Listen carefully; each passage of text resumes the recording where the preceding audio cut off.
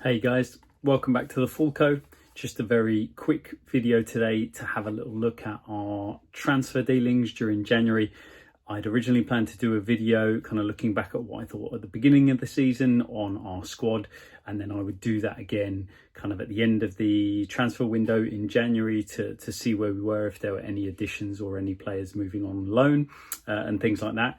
The one thing about doing that is that unfortunately we've had such a stop-start season, so many injuries and so many kind of changes to players being able to play and stuff like that, that it's actually quite difficult to do. There's some players who have played a huge amount of minutes, so you can really analyse what they've done in the first half of the season, but there's always going to be this really strong feeling that they wouldn't have normally played that many minutes. They should have had rotation, they should have had rest. So again, it's a little bit unfair to kind of look at it. You could still do the exercise, but I didn't feel that at this point it was worth doing. So instead, I'm just going to have a quick look at the transfer dealings that were done in January and into February, and kind of also look at it from the Johan Lange perspective. He's now done his transfer roundup, so had a little listen to that and kind of listening to what he's saying, listening to what some other people have said, and then looking at what we've done or haven't done, and then kind of coming up with what that could mean for our season.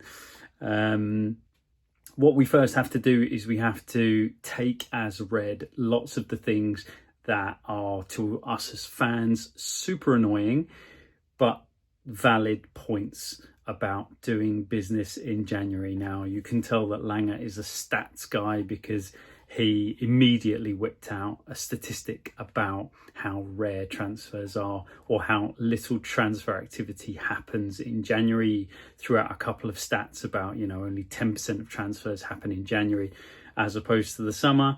I think he also threw out that only 12 transfers took place in the whole of the Premier League in the first week. So, all of that leads you down the road of him kind of covering himself. He will know and he will be aware of the fan furore about not having done enough business, not signing the right players, not signing them at the right time, etc. So he kind of defended himself, and that is a valid point, and that should be noted.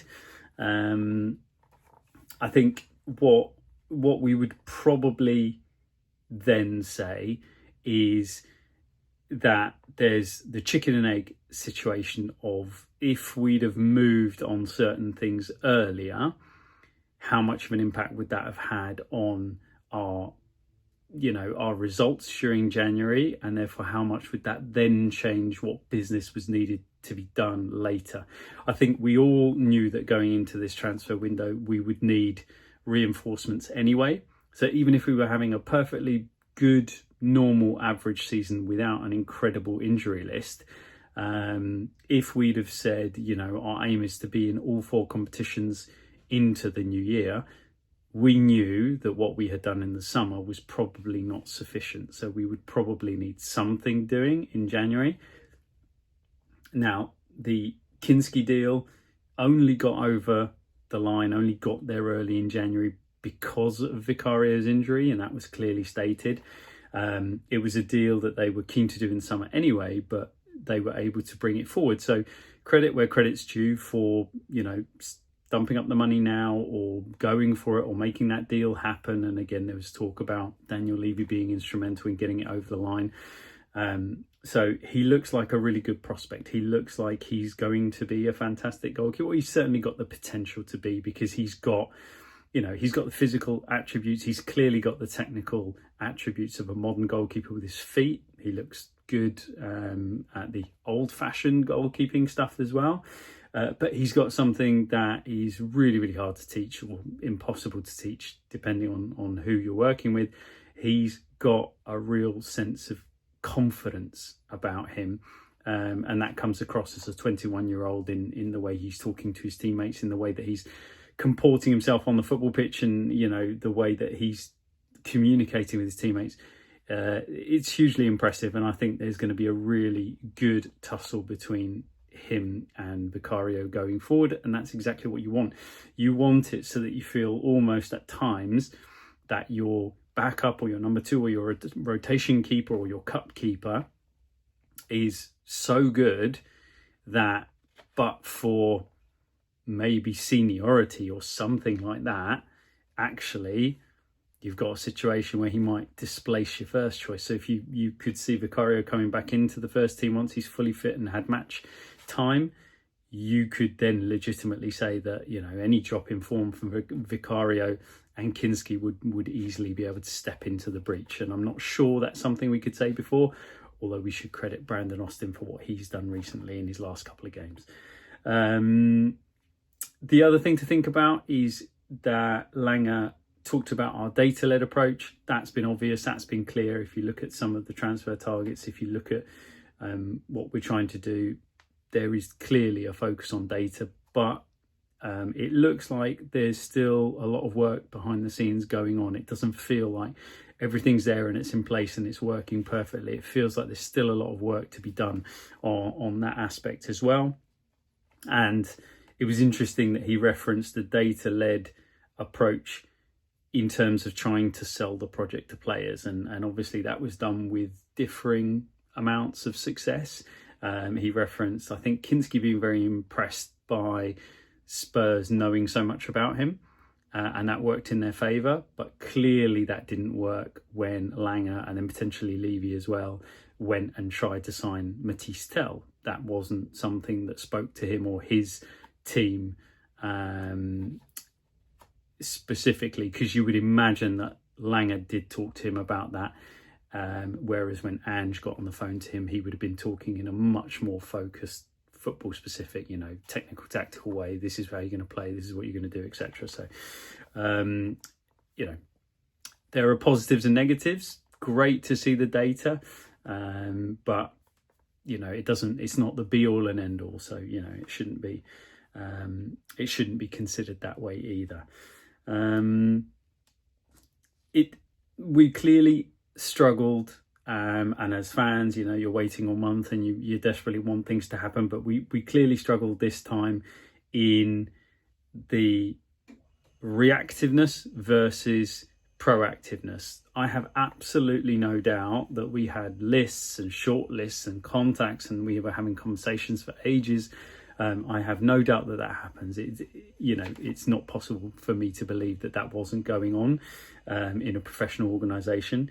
However, what I think this transfer window showed is that we were not able to be successfully reactive. So we were continuing to rack up injuries, even though we had injuries that we knew, and we probably should have done better. Like the Danzo signing could have, for me anyway, there was no impediment that I could see from some of the other things that Lange said to him, you know, that deal being done earlier in the month, regardless of, you know, clubs being in Europe, which is, you know, that's a relevant point. It's true. Clubs were still playing. We were still playing in Europe at the time, but it doesn't feel like a deal like the Danso deal would have been inhibited by that. You could have got him out.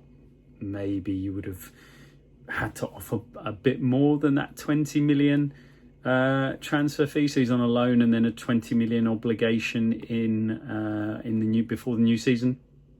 You know, if you had to pay slightly more for him, it might be that's overvalued. But when you compare that to, would that have changed Dragushin picking up an injury because we had rotation minutes? Would it have changed results? Would we have picked up more points? All of those kind of things versus the extra, and I don't think it would be many million, the extra X million that you would need to outlay. So I don't feel that we dealt with that situation. If Danso was high on the list, and he was somebody that we were looking at anyway because we needed those defensive reinforcements, we knew those far enough in advance because we had our 2 first choice centre-halves injured, and we didn't go and get that piece of business done earlier. And that certainly doesn't go in Lange's favour or Levy's favour or the board's favour. I totally get the point about squad management and, you know, players coming back and having to be quite careful. It's all very well. We've got 10 injuries. Let's go out and sign 10 players, and, you know, and then you completely bloat your squad and you end up with, you know, the situation that Chelsea find themselves in. I know a lot of people will be looking at this and thinking they're not doing too bad, are they? They're doing really well they're doing quite well in the league, and they were going great guns in Europe, and effectively having two teams, two squads. But yeah, you don't want to find yourself, and we don't have the financial infrastructure that is set at Tottenham wouldn't allow for it anyway. So yes, you have to be a bit careful, and again, it's all this chicken and egg with this January transfer window. Danzo earlier, less minutes for Dragushin and or Archie Gray and or Ben Davies. Does everything change? Is everything a bit better, or does something else happen because it's Tottenham Hotspur and something always happens? So, Danzo comes in and immediately pulls a hamstring, God forbid. And this is the kind of thing that can happen to Tottenham, absolutely. Or it can, you do the business, he comes in and he does really well. So we can't know that. But, it still feels like key targeted transfers could have been done earlier. And then the other thing is that it is very difficult to do business in January unless, of course, you're in a really financially healthy position and, enormous budgets are available to you. And that is the case for Tottenham Hotspur. We don't want to do that business and we don't want to act in that way. But there are players out there with release clauses for which there is no complication, beyond the player indicating I'm absolutely not interested in the transfer. There is no complication to you putting the money on the table. The selling club is obligated. There's nothing they can do to block the transfer, and then all you need to do is convince the player.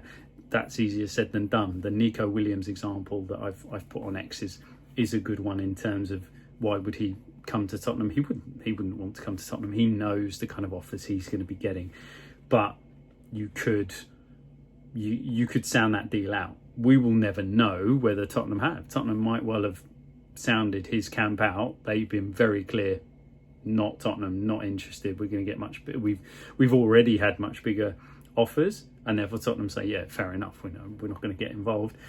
We certainly couldn't have, had another high-profile rejection. That would have been very painful for the board. So yeah, that's something that we should also take into account, is if the money's there, the 70 million's there for Gahey. Obviously that would have been a long deal, kind of amortized over many years. But if those funds are there and they're available, you can get work done. And the simple fact is you just have to overpay in January. We all know that. The other thing to think about in terms of Lange's interview is he referenced the loan market.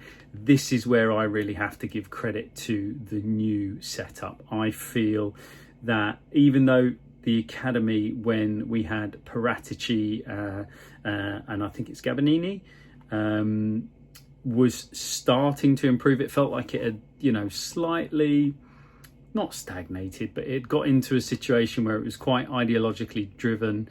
And players were there because they wanted to be there, and it wasn't because we were a high-paying football club, because we absolutely weren't. Our contracts were rubbish comparatively, and so all the good, talented young players who maybe hadn't been with us for a long time would go elsewhere. They wouldn't come to Tottenham Hotspur. That started to get a refresh, but I feel like the area that's come on leaps and bounds, especially for our younger players, is the loan market. So that being very much a focus of how Tottenham want to do their business. They've now signalled that they are looking at loans. I mean, everybody always has, but they are looking at loans as a very specific step in the development pathway, which I think is great. And it's something that I think is being done much better. We can think back to a couple of seasons ago and, players going on loan and us thinking to ourselves, all our loans are going badly. None of the loans are going very well. They're all, this is a disaster. And, you fast forward to now and even though not every loan is always going to be brilliant, the player goes there and smashes it, but the loans feel better thought out, more robust, and therefore more successful from that point of view. And, we've got a couple of players in Belgium and, with Westerlo, and they're doing quite well, but also it seems like a good step for them. And then we've got Ashley Phillips out on loan, and now Will Lange has gone to a very, very well-performing West Brom team in the Championship, and all of these loans and everything that's been happening. Dane Scarlett, a loan that didn't work at Oxford but came back and has an impact for us. It just feels like it's a little bit better than it used to be, and so credit is due for that side of things. And I think we should say that. And then just at the end is the Matisse Tell transfer. That's one where, as much as we as fans, we want all our business to be done nice and early, and we want the players in the door, and we could have picked up more points and we'd have less injuries. And I stand by all of that, because I genuinely think that's true. If we'd have acted quicker, and I'm sure there were, if we were willing to change it, the way we work, we probably could have done work quicker. But the Matisse Tell deal is not one of them. That is not a deal that I feel happens. From my understanding, that's a deal that was quite late in the window, in terms of he and Bayern coming to a situation where Tell was willing to go out on loan, certainly. And Bayern obviously then signalled that they were very happy with the price that Tottenham Hotspur offered for a permanent deal. But it was a situation where that player, with only maybe 10 days left of the transfer window, had agreed that he would, go out. He wasn't going to fight for his place in Bayern. He wanted game time in the second half of the season. And so he put himself out there. And that is the point, that there's a feeding frenzy. So he would have been waiting. He obviously rejected us initially, rejected the proposal he was given by Lange and by Levy. And that would largely have been down to having, maybe Arsenal, Chelsea and Man United interest in him, among maybe others. So again, that kind of deal doesn't really happen until it goes all the way down to the wire, and then, Arsenal, for whatever reason, are out. Man United are out of the deal. And then even Chelsea, they tried to gazump it at the very last seconds as he was flying into the UK. So the Tell deal is, it's the profile of deal and the size of it. And, credit to the football club for putting down a 10 million loan fee, because that really is high. That's an enormous fee. Certainly, I don't know how many other loan deals there would be for a 19-year-old of that size ever. So, the club really have put their money where their mouth is on that one. And like I said, I just don't feel that deal gets done much earlier. So credit to a certain extent where it's due, that the Tell deal did get over the line, because it's only one that's going to get done at the end of the window, and Spurs managed to get it over the line, and hopefully the boy comes in and he's a success, because he had a great season last season. This season, far less impact, obviously, with a different coach and not playing as many minutes. So let's see. Hopefully he's a huge success with us, and then we can worry about, can we actually get hold of him permanently in the summer if we want to. So overall, frustrating, fan perspective, disappointing.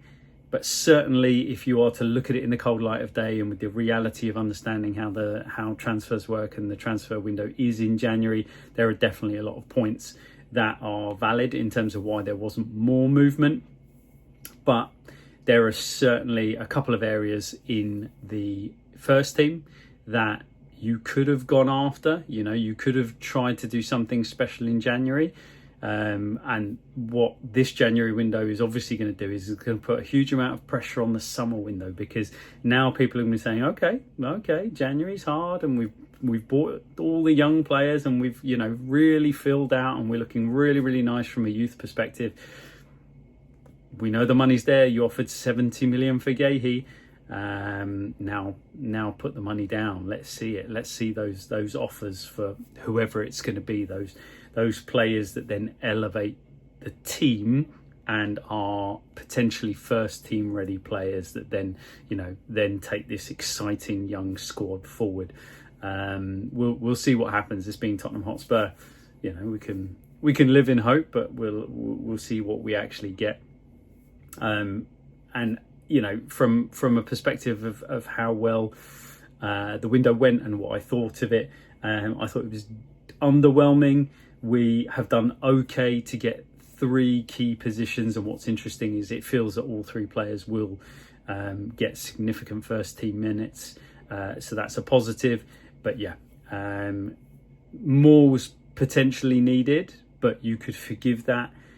What you couldn't probably forgive is the inactivity or the slow moving nature of, not doing anything apart from the Danzo deal until fairly late on. Like I said, the Tell deal is slightly different. So that's where we are. Let's see what we can do. We've got a huge game tomorrow in the Carabao Cup semi-final against Liverpool. Let's just hope that we can get a result. We go there with a little bit of confidence and a little bit of a bounce. And could we be going through to our, to another Carabao Cup, League Cup final? That's what we're all hoping for. So let's see how we get on. Hopefully everyone have a great week. And as ever, come on Tottenham.